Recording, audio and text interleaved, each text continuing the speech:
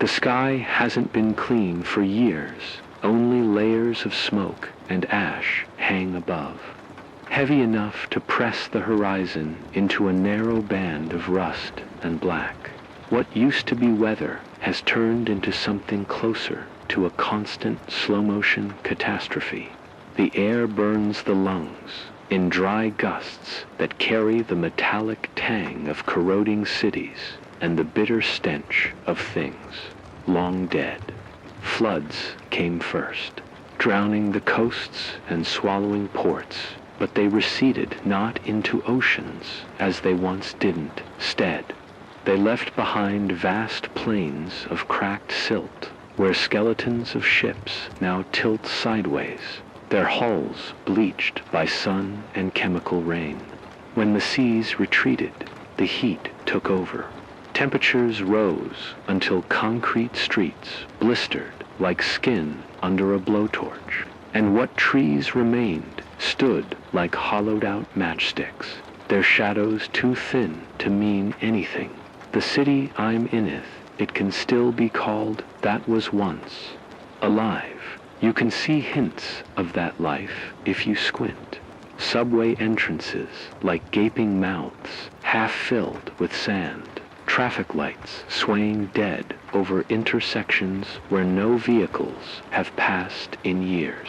And faded billboards advertising vacations. Two places that no longer exist. Most buildings stand, but only as shells. Glass windows are shattered or clouded over with grime, and steel beams have warped in the endless heat waves. Dot everywhere is silent, except for the wind, which seems to carry pieces of voices, of a past world that never fully died, but won't return either. At night, the silence is worse. The dark no longer hides what you can't see. It amplifies it. You hear scraping in storm drains, the echo of something that moves just out of sight. That's new. That's part of the reason I'm talking to you at all. Civilization didn't end cleanly. It didn't explode into one decisive moment. Governments fractured slowly, their broadcasts going from reassurance to panic to nothing. Military convoys rolled through for a while, taking what they could, promising evacuations that never came.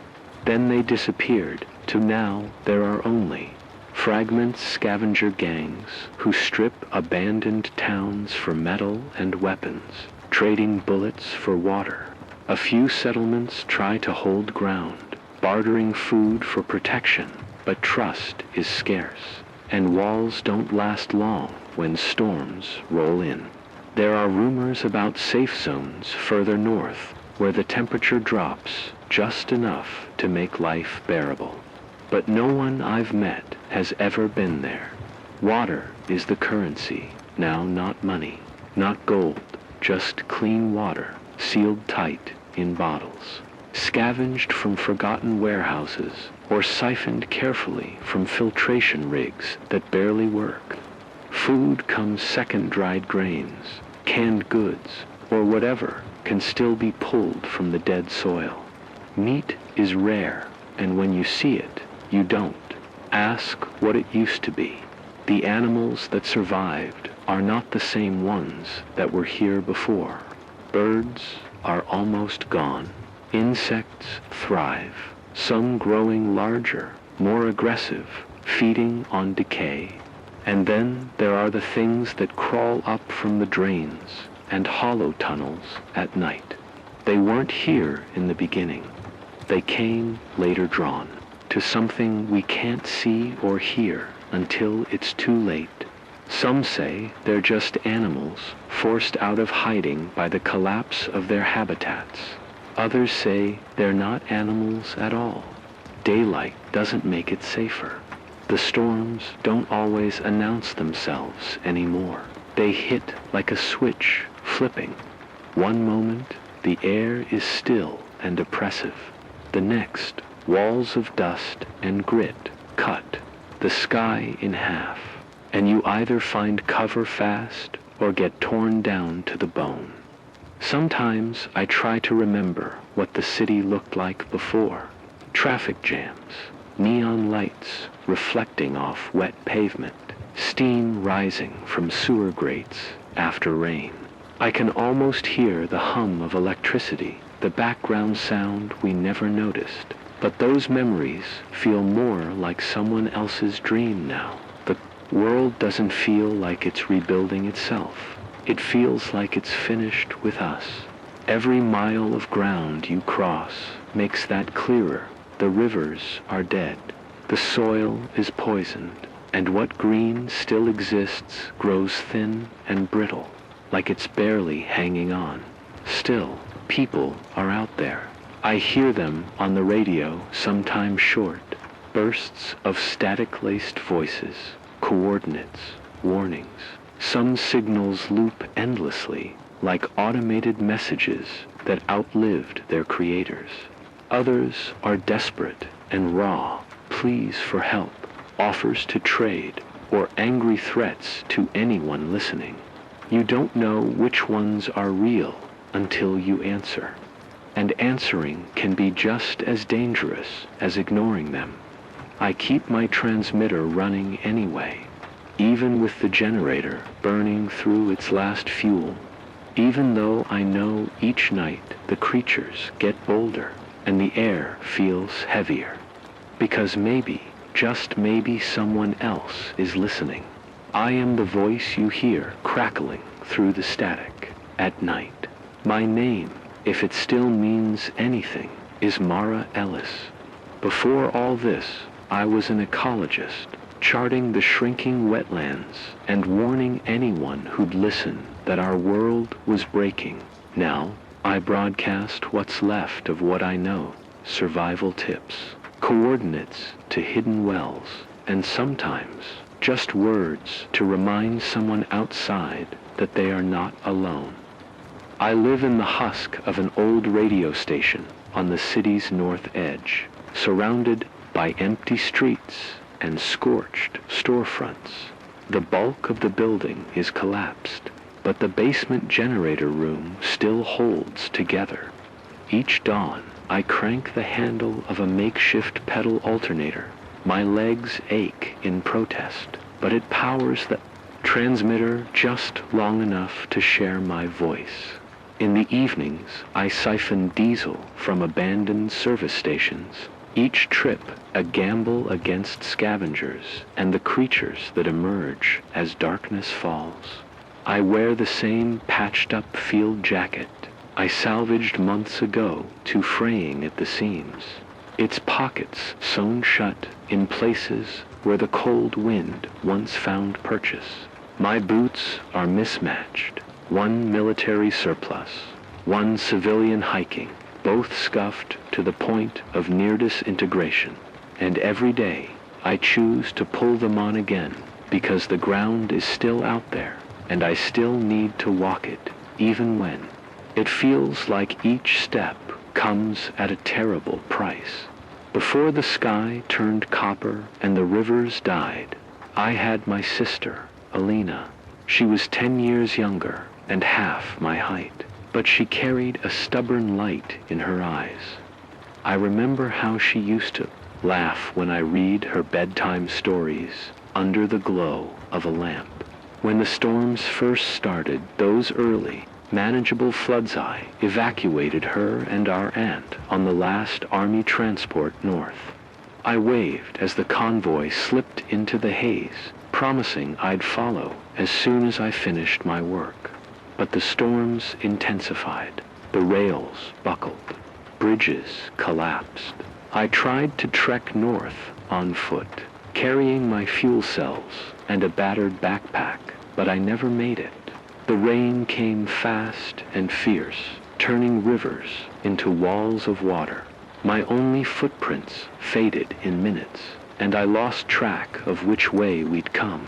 I found myself back here days later, hollowed out and exhausted, with no supplies and no sign of my family. Those were the nights I swore I'd keep going only until I found Alina. Weeks passed, and hope thinned like the soil. Then the radio went silent. I scanned every frequency for her voice. Her calcine, nothing. So I turned the dial to anything, anyone, and became the signal I wished to receive. I tell people I'm looking for my sister because in a world gone dark, searching for one life is enough of a purpose to carry you through. My days consist of routines hammered out of necessity. Sunrise brings maintenance, clearing weeds that choke the ancient satellite dish, tightening loose wiring, patching leaks in the roof to keep the intermittent rain from flooding the control room. I collect rainwater when I can. Every drop is precious and run it through a jury-rigged charcoal and sand filter. In a world where a glass of clear water can save a life, the taste of ash never seems to fade. If I hear engines beyond the empty highways, I lace up my boots and crouch along the cracked concrete, rifle slung across my Baca relic from better armed days. I'm not proud of the things I've done to stay alive. I've had to watch men die for a can of rice. I've listened to another survivor beg for medicine I didn't have. The world has taught me that your kindness can be your undoing, and yet I cling to the belief that some small compassion can still endure at midday when the sun's glare makes the city look like an oven. I slip into dark corners to rest. I keep a journal written in ink that smudges if it gets wet, but I guard it jealously.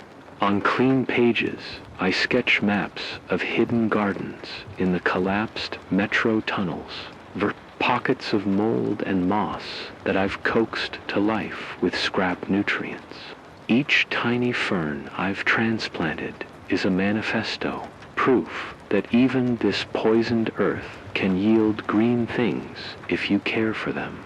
I ration my time there, sitting among damp roots, breathing the cool, damp air, reminding myself that life still pushes through. My heart has grown hard to sudden loss, but it hasn't gone cold. I pray every sunrise that Alina is alive somewhere, that she's clinging to her own memories of me, drawing strength from something I taught her when I speak. Into the microphone, I imagine her voice on the other end, responding. Mara, I'm here. I heard you.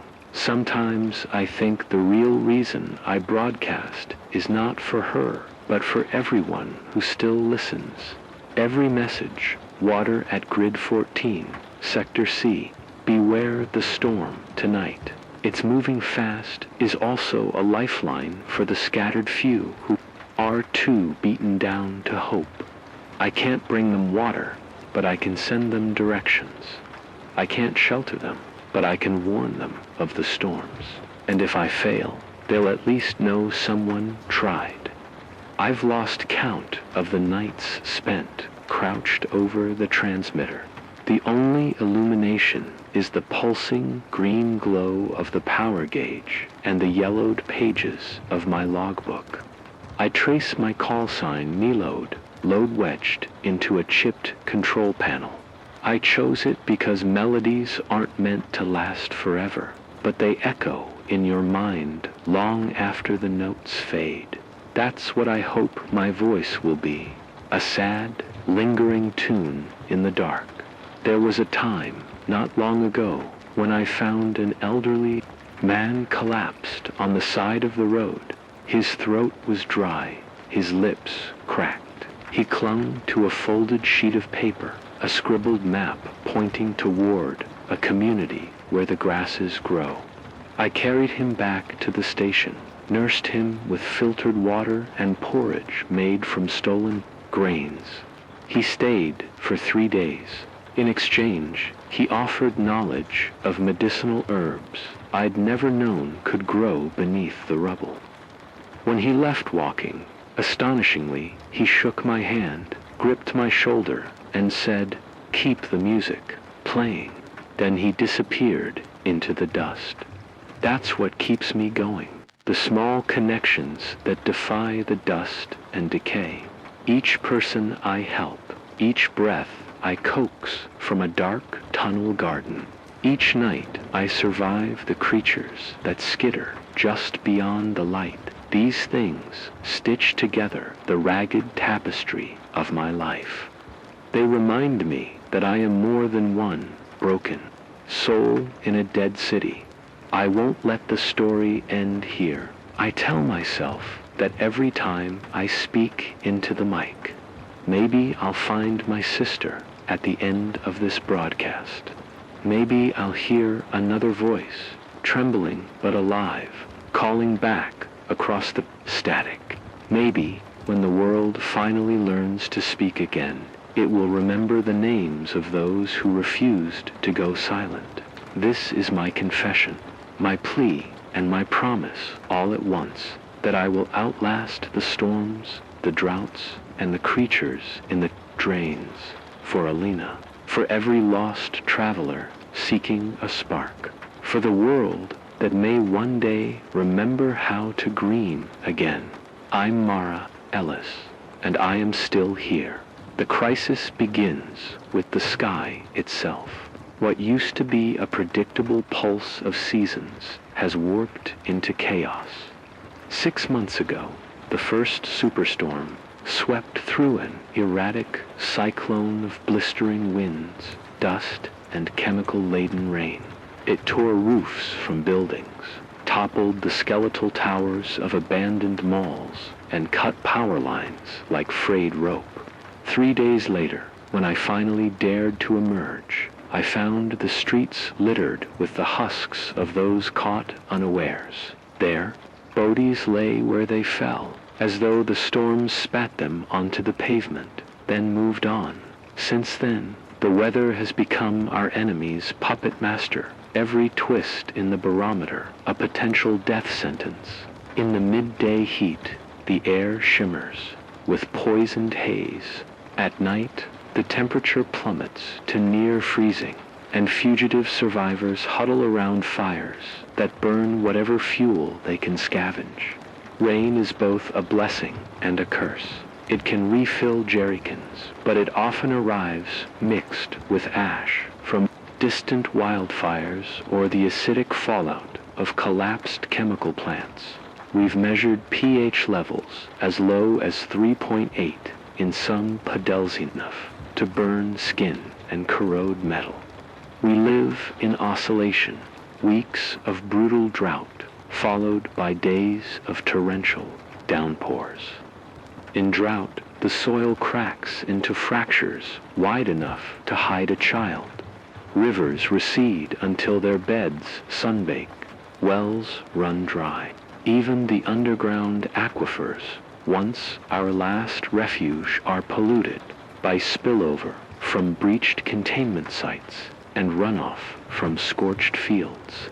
Data recorded in my battered notebook show a 60% drop in average annual rainfall compared to 20 years ago. Temperatures regularly climb above 50 degrees Celsius, 122 degrees Fahrenheit, accelerating evaporation so rapidly that any surface water disappears within hours. Then comes the deluge. The atmosphere has warmed, holding more moisture unfortunate side. Effect of rampant greenhouse gas emissions.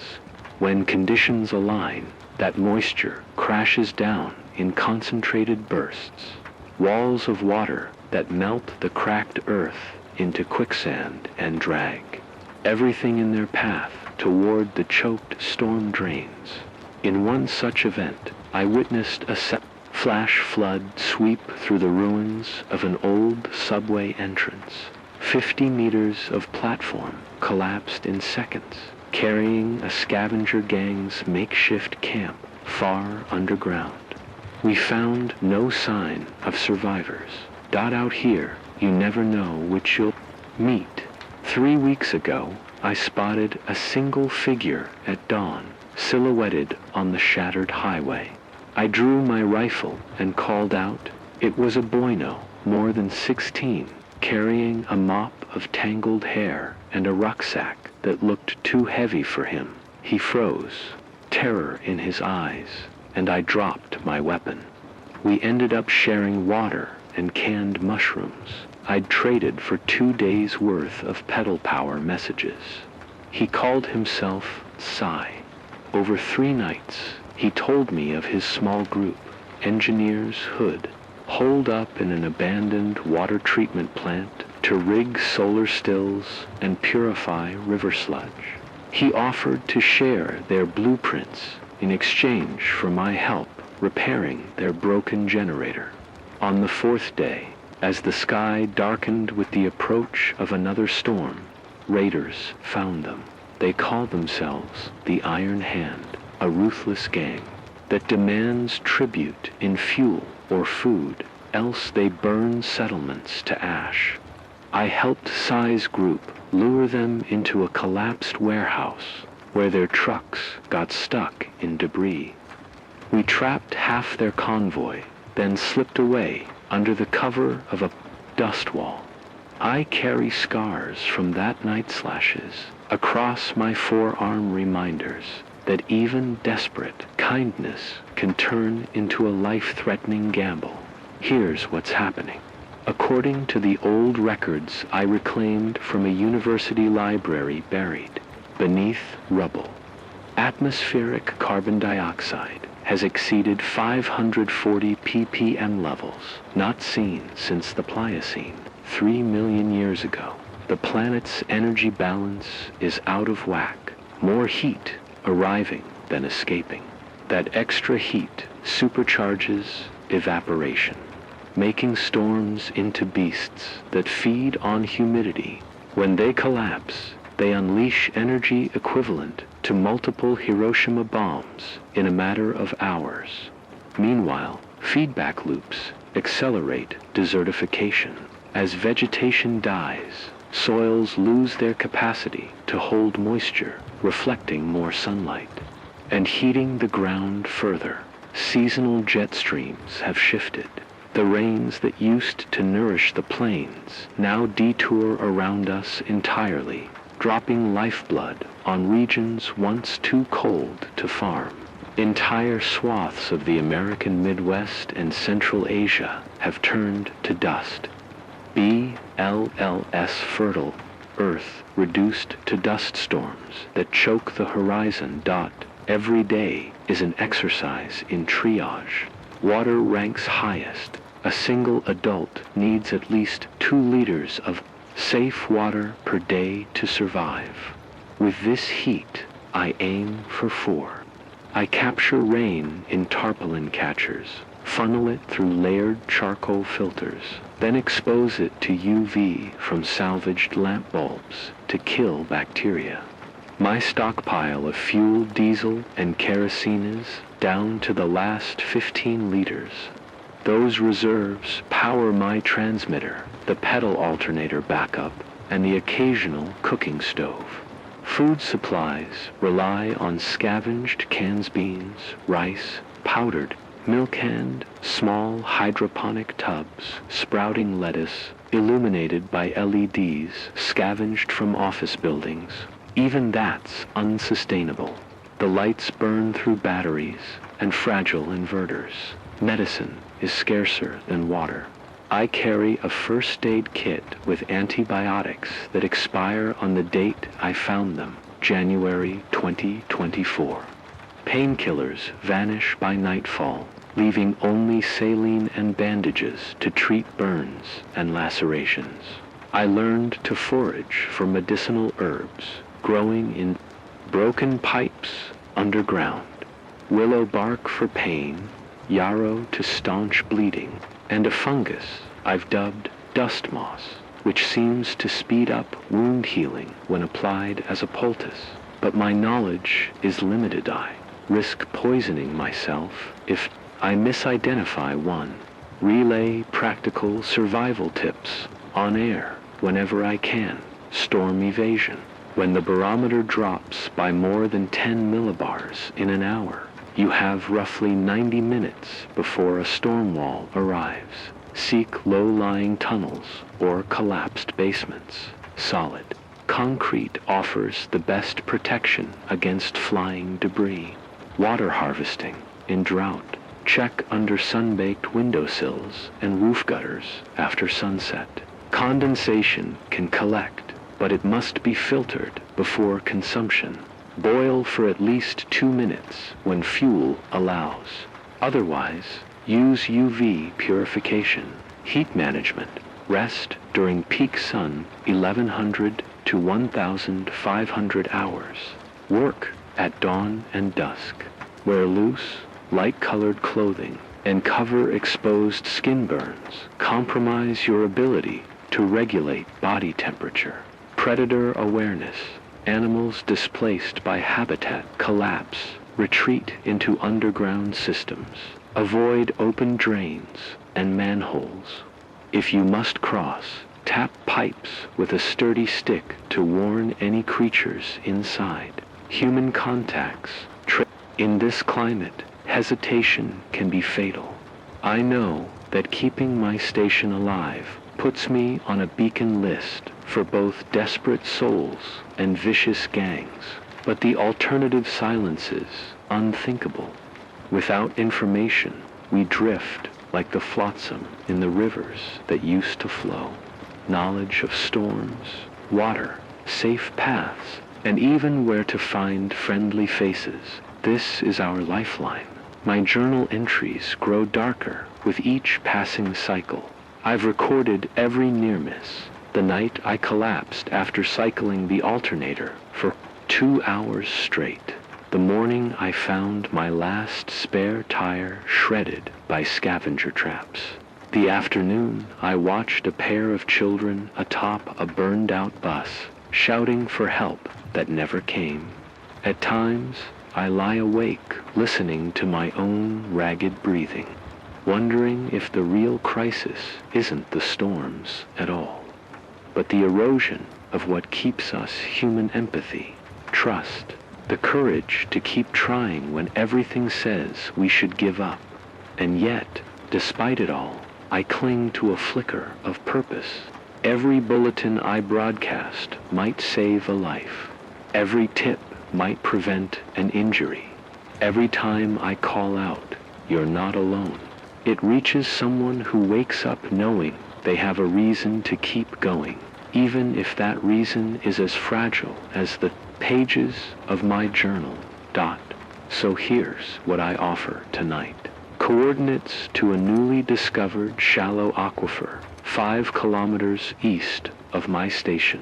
I'm broadcasting the pump frequencies and recommended drilling depths 16 meters through fractured limestone. If you have a hand drill and PVC piping, you can tap it. If not, wait for me. I intend to escort a small party at first light. If you hear this and have tools, join us. Together, we stand a better chance than alone. I close each transmission with this warning. The next storm is on its way. It's carrying more debris than the last. Seek shelter by sunset. Secure everything you can't carry. And please, if you make it through, respond on channel 7.12 megahertz. Let me know you're alive. This is Mara Ellis. The world is unraveling. Our will to survive is the thread we must guard. Hold tight, the crisis is here, but so are we.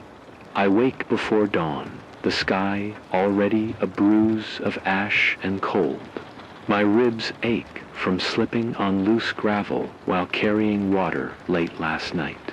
I've bruised more than my pride since the world fell apart. There's less water in the generator's reservoir than there was at sunset.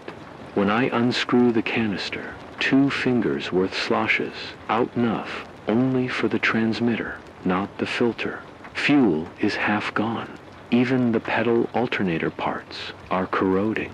Food stores last counted 12 cans of beans and 4 packets of rice. The winter hydroponic lettuce died in the blackout 2 nights ago, leaving shriveled leaves like brittle paper. I cycle out in the chill, carrying 2 half-filled jugs and the pump I scavenged yesterday. Scavenger gangs have become easier, too, spot by their smell, smoke, sweat, and the coppery tints of blood from reckless raids. I stay low in the back alleys, moving from cover to cover, listening for engines or the scrape of tires on twisted metal. The city's grid is still intact in my mind. Even though the landmarks are gone, the cathedral's steeple collapsed, the courthouse bones picked clean, the university rotunda collapsed into its own basement. In this half-remembered map, I know which streets wind around a fallen office tower ripe for looting, and which ones dip beneath the earth into the labyrinth of tunnels where the temperature is marginally cooler. Eye water dwindles. Fear grows. Every drop of water counters a day lived. I speak on the air. Friends, if you can hear me, water at grid 14C dwindles to 2 liters. I'm heading there at 0600. If you arrive by 0630, there may be enough. It's a gamble broadcasting. That location makes it a target, but I can't drink alone.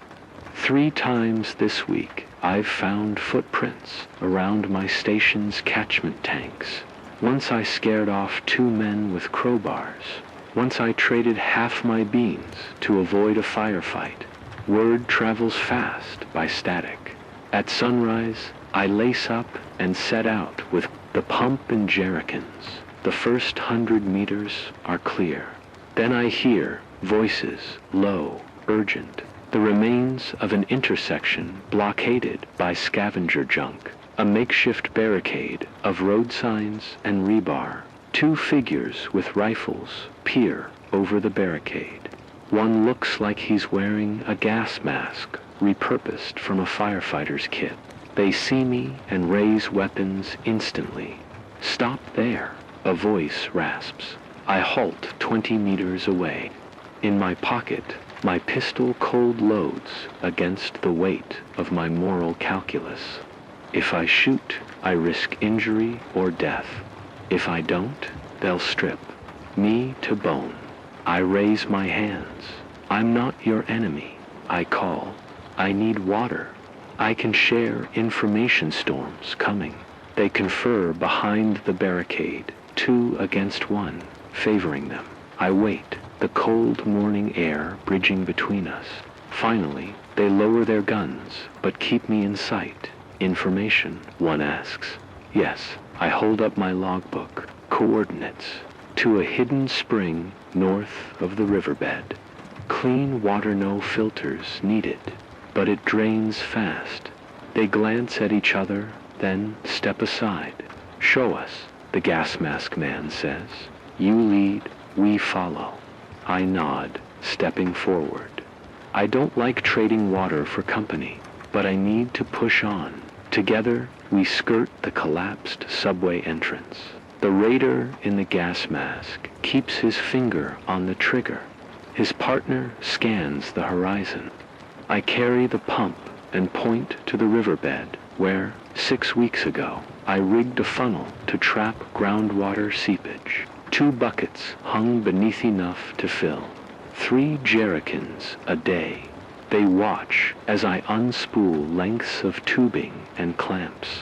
I attach the hand crank pump to a PVC pipe buried in the silt, then begin pumping. A trickle of water emerges, at first amber, with sediment, but at least it's wet. We wait, listening to the hiss of suction. I talk through the process.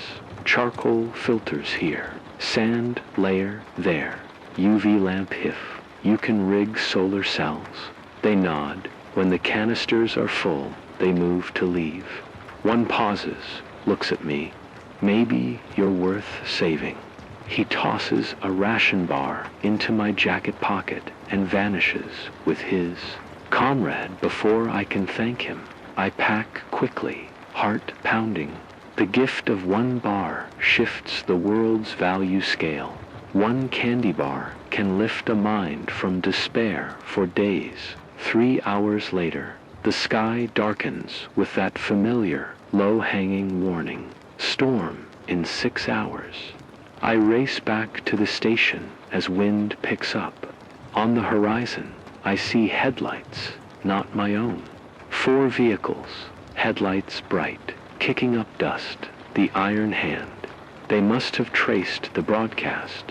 I duck behind a crumbling wall, rifle at the ready. My heart hammers. They fan out, boots clanging, searching. Dust clouds swirl in the last rays of the sun. I can't outrun them on foot. My only chance is to fall back into the tunnel system. I slip through a great heart in my throat and crawl down into the darkness. Above me, the engines pass, muttering to each other, unaware of my escape. In the tunnels, it's colder, but I can't breathe without a filter mask. Droplets form on the pipes undersides. I follow the line I laid months ago, scrap glow rods tied to cable. Each faint glimmer guides me deeper. My boots splash through shallow puddles until I find the hydroponic alcove, the bending glow of my last blue LED panel, faint but alive. Inside, I harvest 6 wilted leaves of lettuce and choke down the sour taste. My flashlight battery fades. I flip it off and thumb the pedal alternator in my pack, producing a trickle of power to coax the lights back on. The generators sputter, but greenish light returns. For a moment, I sit on a plastic crate and let my trembling hands rest. Then, I hear movement, shuffling footsteps, low growls. The creatures from the drains rats, mutated by toxic runoff, now massive and bold. Their eyes reflect my flashlight. I grab my rifle and fire a warning shot. They scatter into the dark. My heart stalls for a second. If they had come closer, I might not have made it.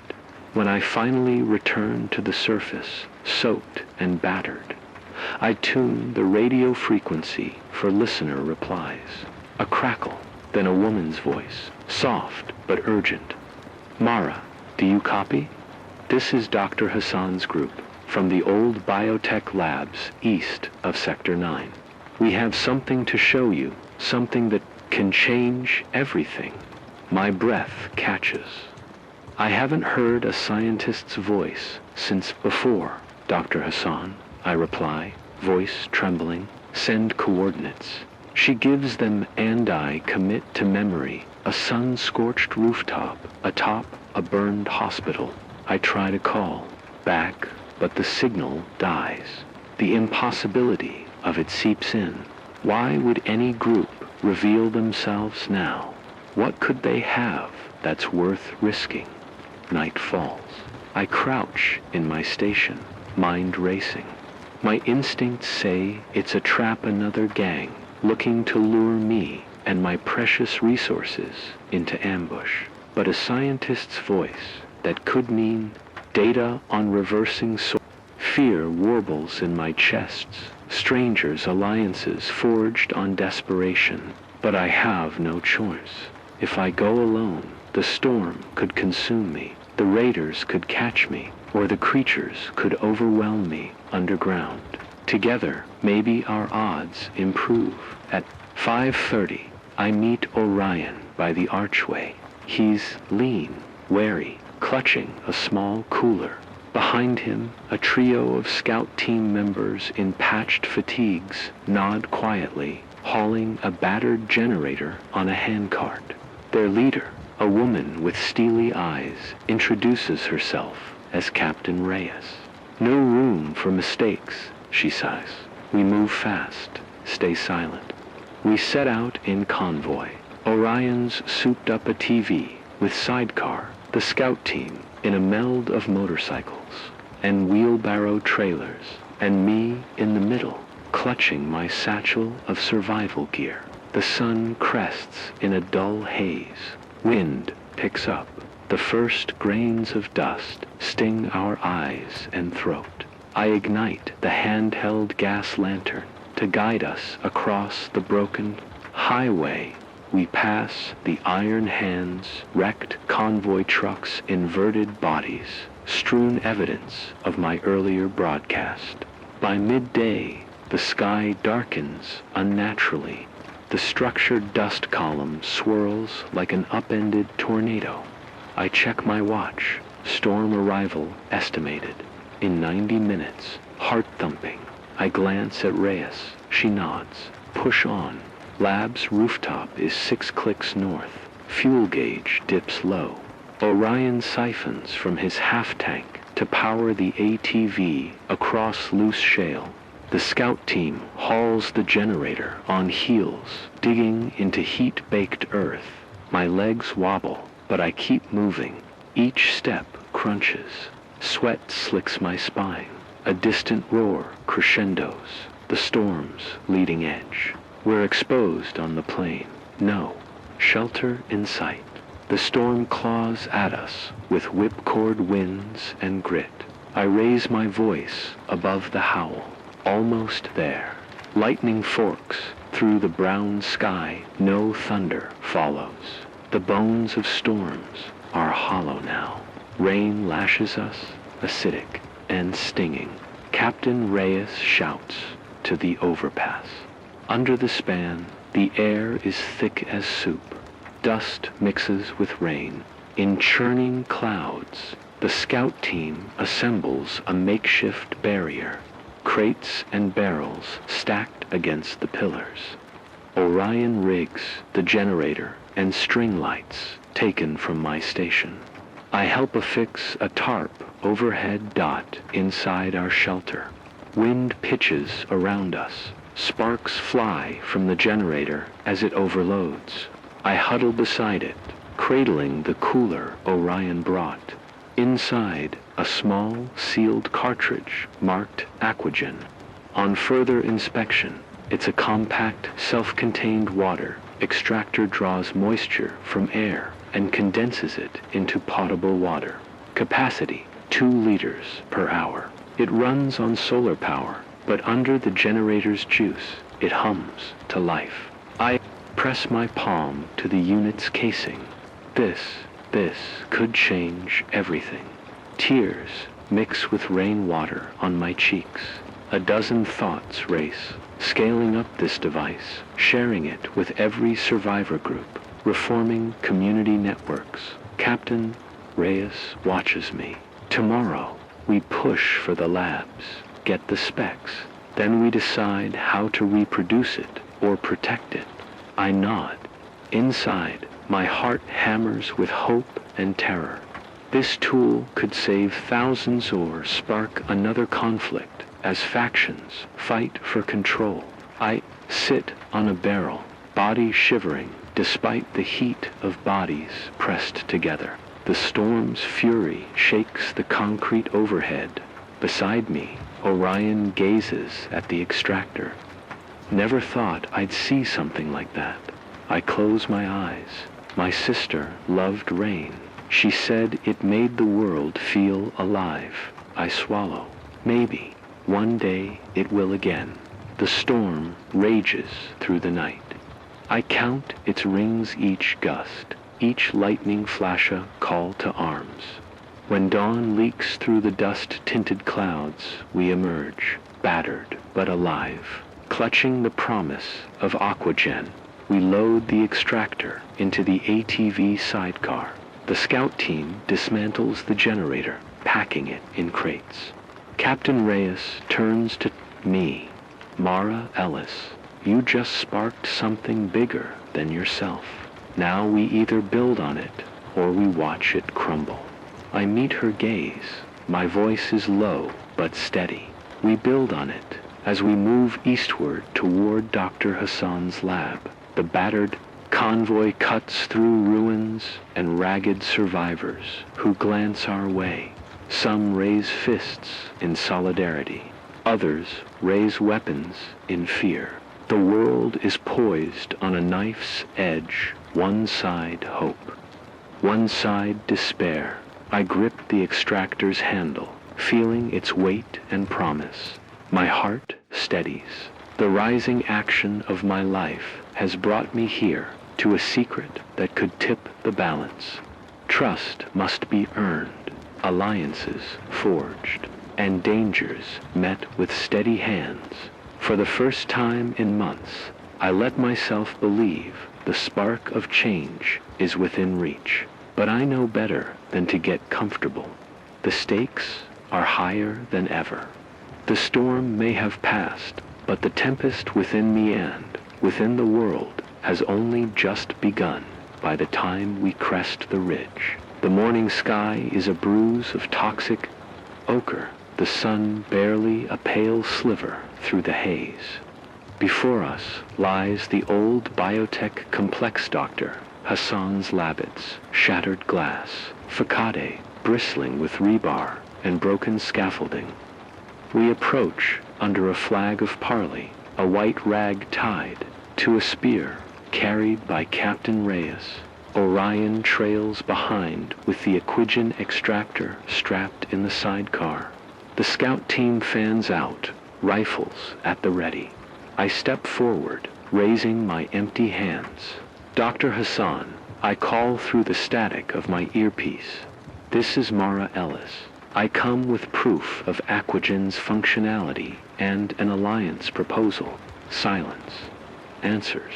Then, through a crackling speaker mounted on the wall, a clipped voice. Entry protocol 3142. A steel gate grinds open.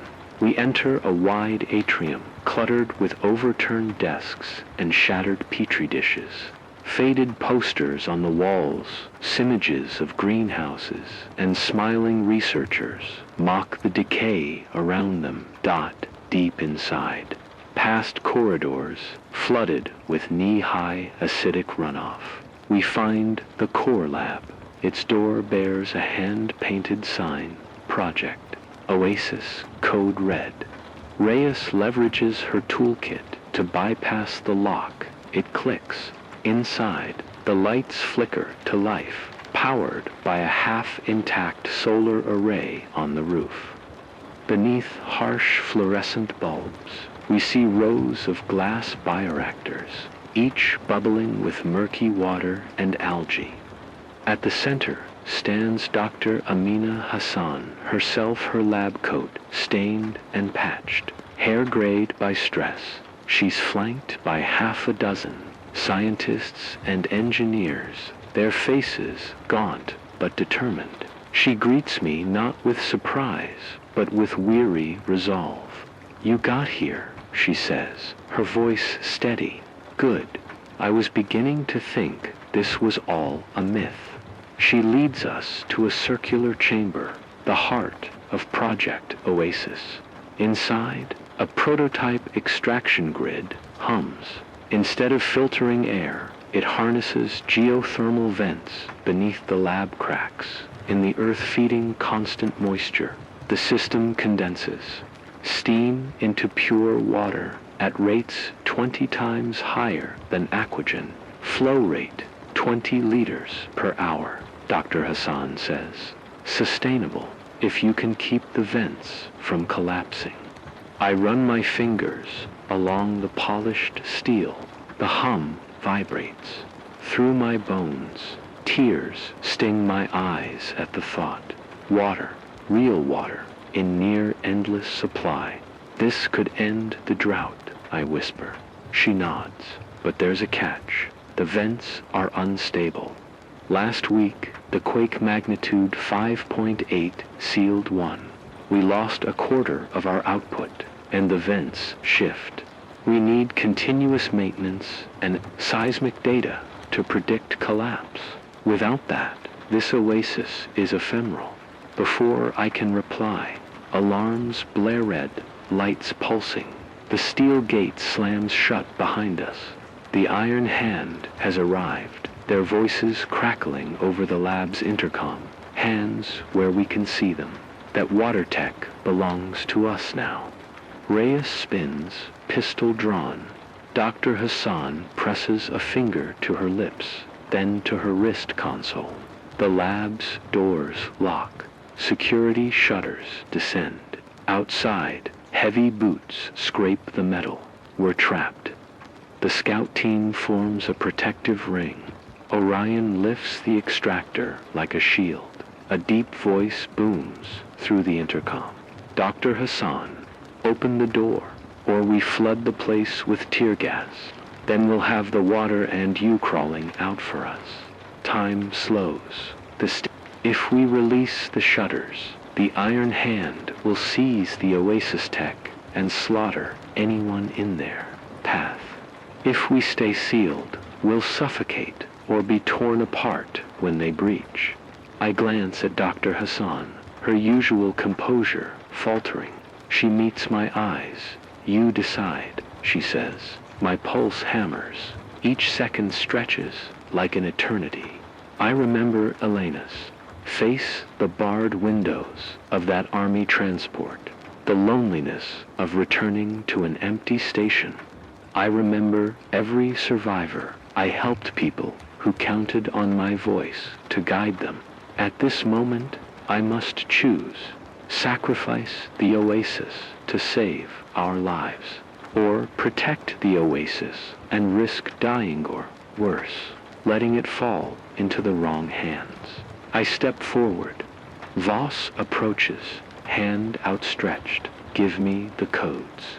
He gestures to my chest pocket, where the data chip rests blueprints for the extractor, maps for the geothermal vents, flow rate algorithms. All of it on that tiny chip. The valve lever and hold it halfway enough to flood the lab with steam if twisted further. The vents roar beneath us, pipelines vibrating. Outside, I hear screams as Iron Hand enforcers bang on the shutters. Voss frowns. Don't do anything. Stupid. I lock eyes with Dr. Hassan. Her jaw is set. The lab techs grip their instruments. Allies have no weapons directly aimed at me, but the vents could collapse. Send scalding steam up these pipes. I think of everyone stumbling through dust storms, scavenging for water. I think of Elena's laugh and how the world once brimmed with life. I picture a future where communities blossom around this oasis, a keystone for rebuilding. I raise my chin. You'll never control us all. If you take this, you become tyrants of survival. Voss's eyes flash. Then give the codes, or we kill everyone inside. My thumb shifts the lever down just a notch. Steam hisses into the chamber. I keep my voice calm. I can't let that happen. In a swift motion, I kick the extractor free of Voss's reach. It clatters across the floor. Dr. Hassan lunges, scooping the data chip from my pocket. The team reacts in unison. Captain Reyes slams a glass table onto the console controls, igniting a spark. The lab's emergency protocols override, sealing the vent's access valves, mechanically isolating the geothermal source. Steam surges into the room, heavy and blinding, cloak of white that shatters sight. Voss curses, his men coughing.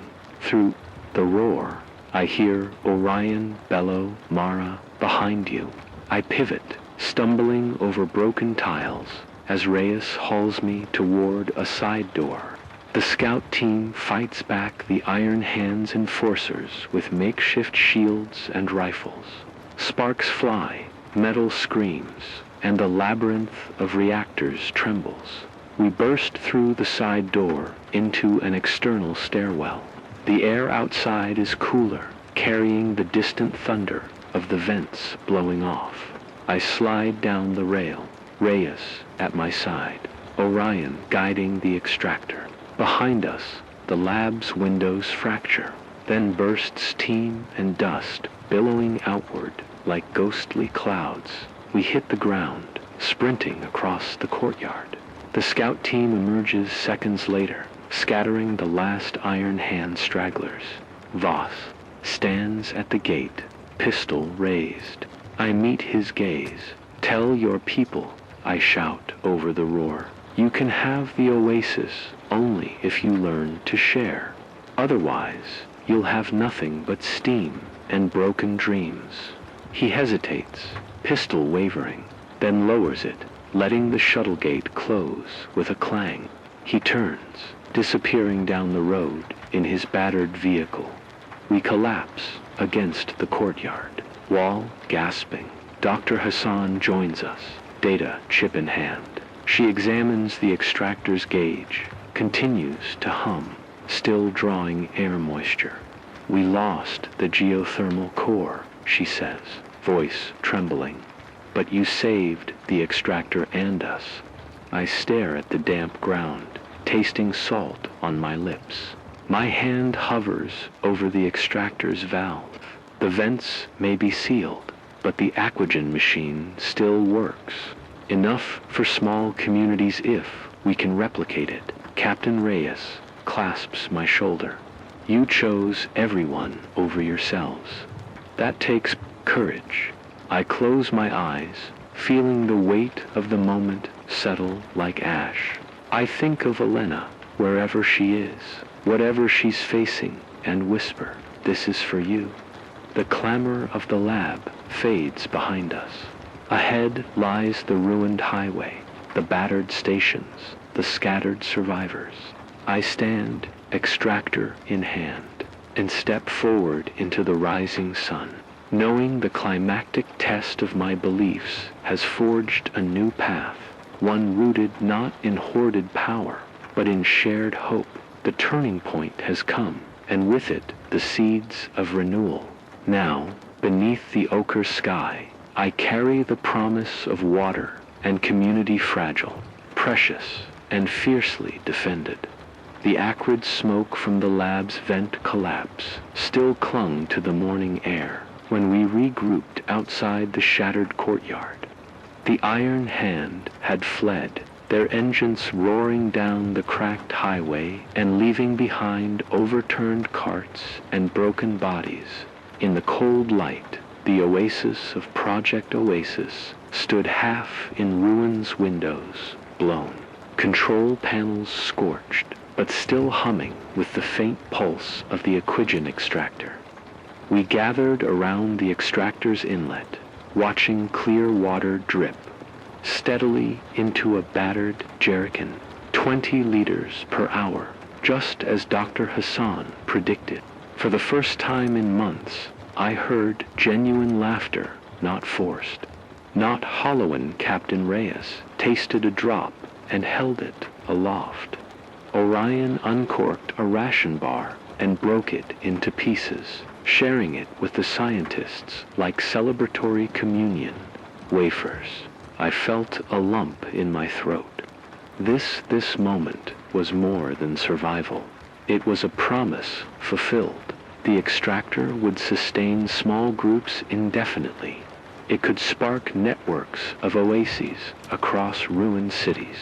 We were no longer scavengers begging for water. We had the means to give it away, but the victory was bittersweet.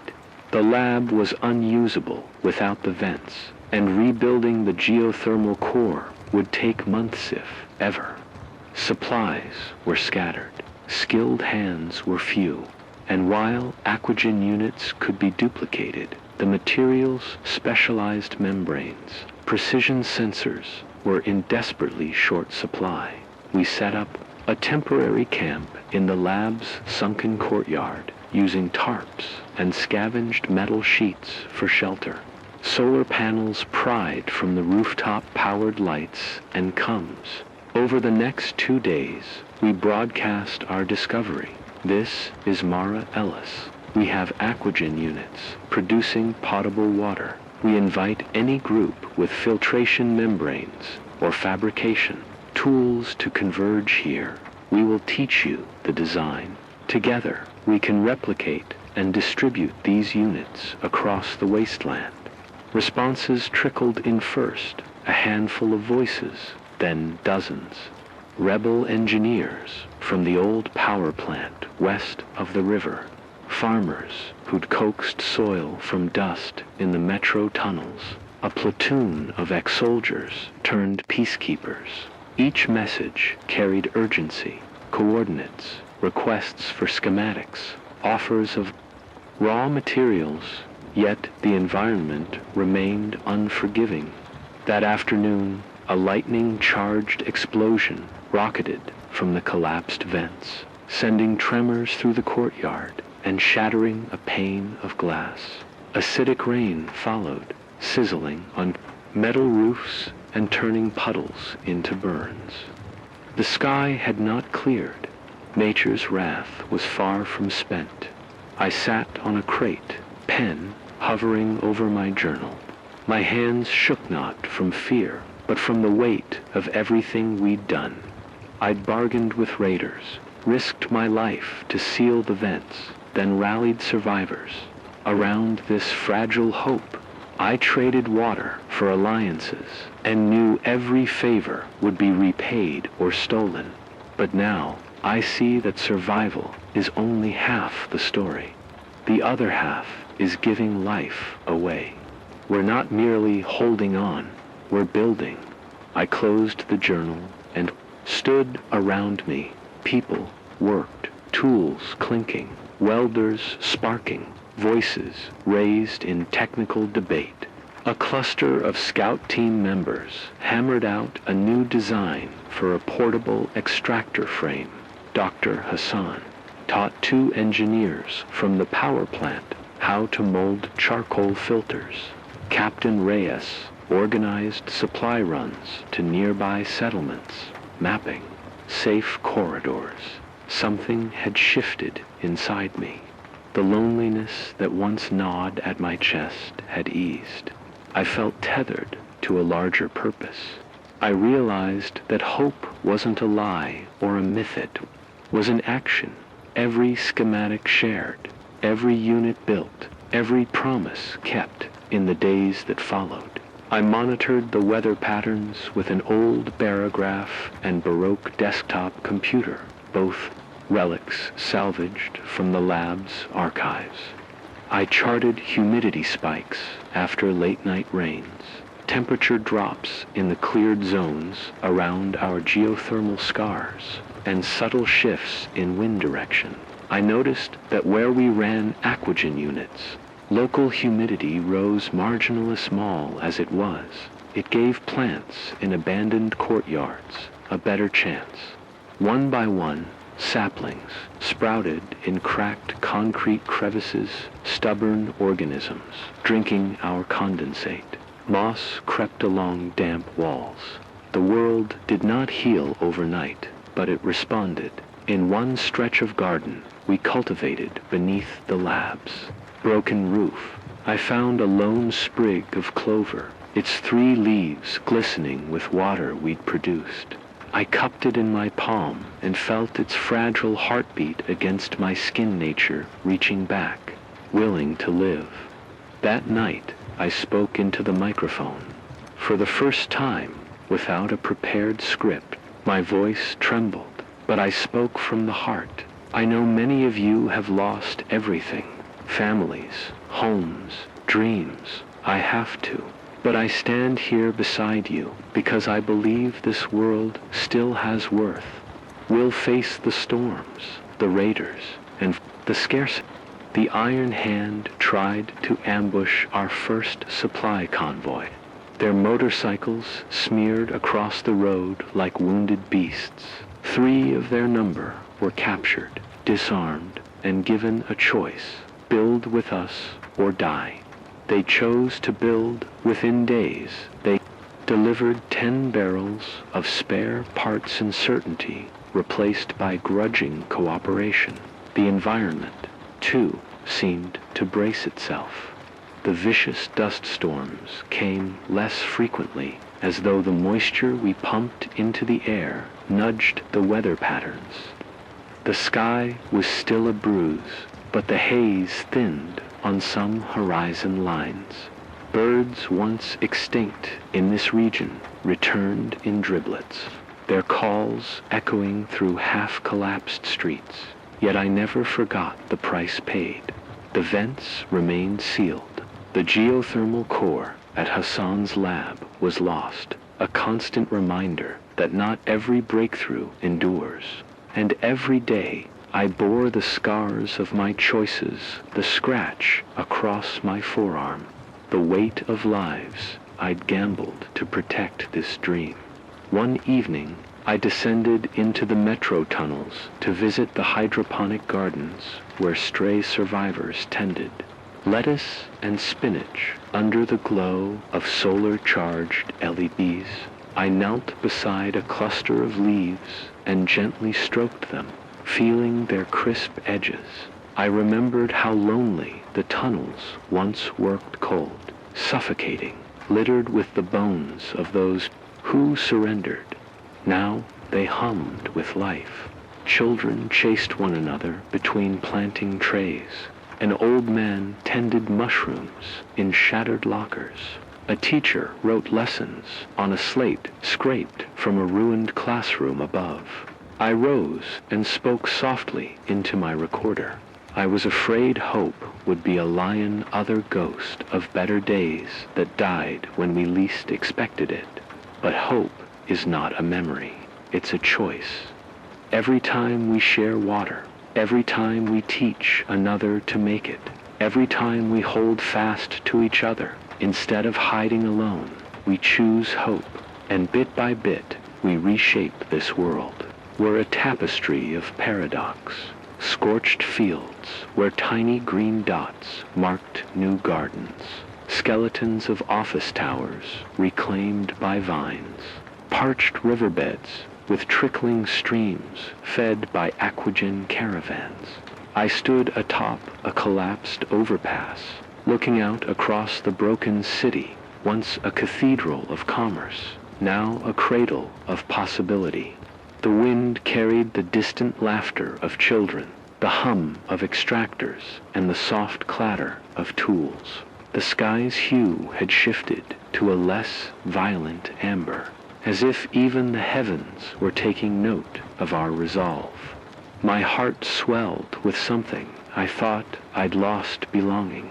This ragtag coalition of survivors, scavengers, engineers, and dreamers had become my family, and though the world was far from healed, it was stirring. I returned to my station, rebuilt now with reinforced walls and a solar-charged transmitter hand, began drafting my final script for this phase of the journey. I listed coordinates of new extractor sites, schedules for supply convoys, and contact frequencies for burgeoning communities. At the desk, I wrote, "To everyone listening, this is not the end of our story. It's the beginning. We may bruise, we may break, but we will not yield. Keep building, keep sharing, keep believing, and always remember, no storm lasts forever." I pressed record and let my voice fill the hollow rooms one more time. Outside, the wind carried it onward, weaving through streets and tunnels and into the ears of whoever was brave enough to listen. As I signed off, I closed my eyes and breathed deeply. The air tasted faintly of rain and chlorophyll, reminder that even here, life finds a way. I thought of Elena. Wherever she was, she'd know about Aquagen by now. Would rage. Raiders would test our unity. The earth would groan under our scars. But in the silence that followed my broadcast, I heard something stronger than static. I heard the steady heartbeat of a world learning to breathe again. And for the first time in a long while, the sky beyond my window is the same bruised amber streaked with drifting ash. The wind carries the faintest promise of rainor. Perhaps it's just another dust cloud rolling in from the wastelands. I sit by the transmitter, its gentle hum a reminder that my voice still travels beyond these crumbling walls. Hope is fragile. I know that better than anyone. In the weeks since we secured Aquidgen's design, 2 of our convoy units were raided. We lost 3 precious filters before we fought them back. I've seen fledgling gardens wilt under a sudden frost, and I've watched survivors I thought unbreakable falter at the weight of loss, and yet for every setback, there is a small victory. Last night, I received a message from a settlement. 10 kilometers north, their newly assembled extractor produced enough water to irrigate an entire courtyard where they're growing beans and squash. A teacher writes that her students no longer dream of escape. They dream of planting the first sunflower, a single flower, turning its face toward the dim sun, but alive. That image carries me through my darkest hours. It reminds me that even a world scarred by catastrophe can still yield beauty if we persevere. Survival is not a destination, it's a daily commitment. Each morning, I rise to check the filters, calibrate the UV lamps, and chart the weather patterns. I broadcast alerts about incoming storms, acidic or otherwise, and relay coordinates to the extractor hubs we've established. My station has become a node in a network of hope, but networks fray if not tended. Rogue factions still test our alliances. Supplies run low. Fuel for generators must be rationed, and sunlight for solar panels can be blocked by the ever-present haze. Every choice is a compromise. Do I extend the broadcast another hour at the risk of depleting diesel, or do I conserve it for tomorrow's storm warning? These decisions wear on me, but they also sharpen my resolve. I have learned that survival isn't about eliminating risk, it's about managing it with courage and compassion. 2 days ago, Dr. Hassan forwarded seismic readings from deep beneath the northern Ridgean untapped geothermal pocket, stable and rich. It lies in territory long abandoned, where the Earth's heat breathes close to the surface. If we could reach it, it might restore the core of Project Oasis. It's a dangerous trek through lands scarred by acid rain and Romer Paxwild, mutated creatures that strike at night. Yet the possibility of a sustainable water source, one not dependent on scavenged parts, is enough to make us consider mobilizing an expedition. The plan is tentative. 10 volunteers, well armed, moving under moonless sky. I'm both terrified and exhilarated at the thought. I remember the night I first turned on this transmitter. My voice trembled with loneliness. My words scraped raw from desperation. Back then, I broadcast because I had no choice. Silence meant dying alone. Today, I broadcast because I choose to connect, because every voice I hear back, every light sighted in the darkness, reminds me that we are more than survivors. We are a community. This shift didn't happen overnight. It grew from the seedlings we planted literally and figuratively in broken soil and broken hearts. It grew from sharing that first ration bar with guys, from sealing the vents at Project Oasis, from refusing to hand over the extractor to those who would hoard it. Each act of solidarity, small as it seemed at the time, built toward something larger than any one of us. Outside the city remains half dead. Cracked concrete is sprouting grass. Underground tunnels buzz with hydroponic farms. Water flows in jerrycans and trickles in makeshift streams. Birds return in hesitant flocks, calling to each other from rusted lampposts. But for every sign of recovery, the environment reminds us of its fury. Acid rain still falls. Dust storms still rage. Temperatures still swing between suffocating heat and bone-chilling cold. We have not reversed the collapse. At best, we've slowed it, coaxed. Pockets of life where none dared grow. That's enough. It must be enough. I will sign off tonight with these words etched into the static that snakes across the airwaves. To every soul listening out, their lost traveler, hopeful builder, weary dreamer. This is Mara Ellis. Our world is broken, but not beyond repair. We have the tools, the knowledge, and the spirit to coax life from dust. We will face storms yet unseen and enemies yet unknown, but we will face them together. Share your water, share your skills, share your story. Hold fast to hope.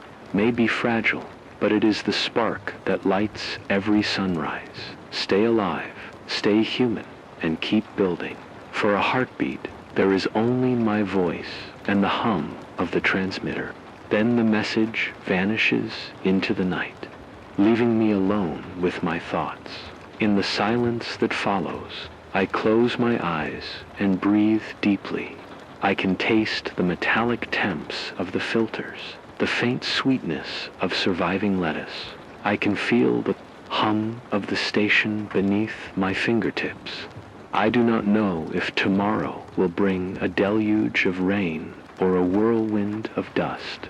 I do not know if our northern expedition will succeed or if the iron hand will descend once more. I do not know if I will ever find a